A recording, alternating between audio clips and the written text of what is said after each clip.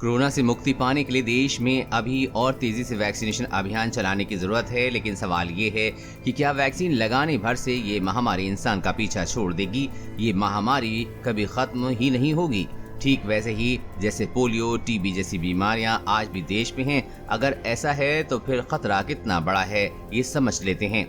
जब बीमारी एक छोटे इलाके में फैलती है तो उसे आउटब्रेक कहते हैं। ये स्टेज कैसे एपिडेमिक, पेंडेमिक और एंडेमिक में बदलती है। जानकारों के मुताबिक जब कोई बीमारी 6 अलग अलग स्तर से गुजरती है तब जाकर वो पेंडेमिक यानी कि वैश्विक महामारी में बदलती है।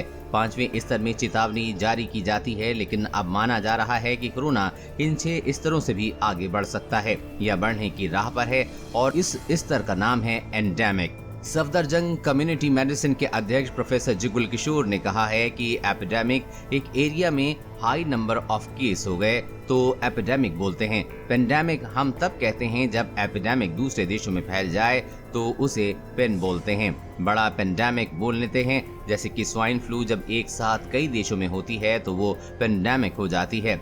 एंडेमिक फिर से लोकल है, जैसी टीबी हमारे देश में होती रहती है। इन्फेक्शन कुछ लोगों को होता रहेगा और छोटा आउटब्रेक होता रहेगा तो उसे एंडेमिक कहेंगे।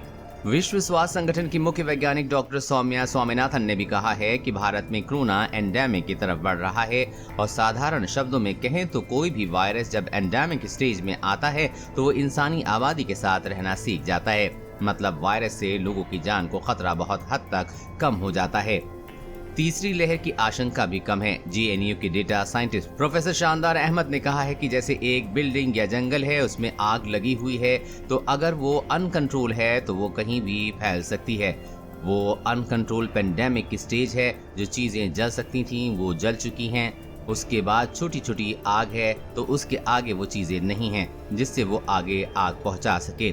तो वो एक तरह की आग लोकलाइज हो जाती है, जैसे चीजें जल चुकी हैं। इस तरह से पेंडेमिक एंडेमिक बनता है। जानकारों का आंकलन अगर सटीक निकला तो मानकर चलिए कि कोरोना बेकाबू नहीं होगा। स्वास्थ्य मंत्रालय का भी दावा है कि देश में अभी बीमारी की दूसरी लहर ही चल रही है, और ऐसा माना जा रहा है कि निकट भविष्य में तीसरी लहर की आशंका बेहद कम है।